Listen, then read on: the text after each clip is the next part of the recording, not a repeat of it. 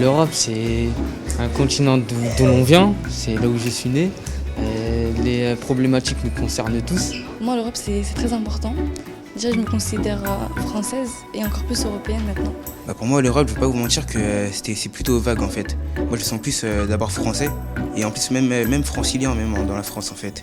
Mais je pense que c'est une erreur de ma part.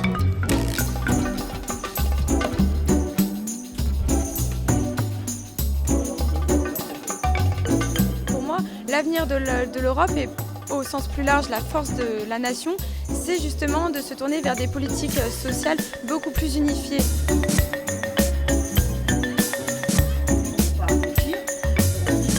C'est à l'Europe aussi de lutter contre les inégalités, comme elle peut le faire.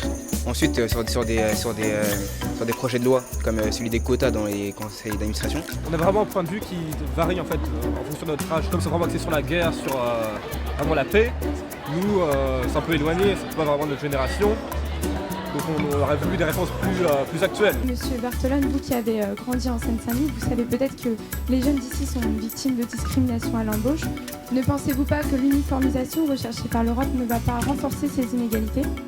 Aujourd'hui, j'ai posé la question et j'ai bien compris que quand je suis entré dans un lycée ou dans un collège, je suis un élève de européen et j'ai le droit d'aller en étranger pour étudier, pour faire des stages.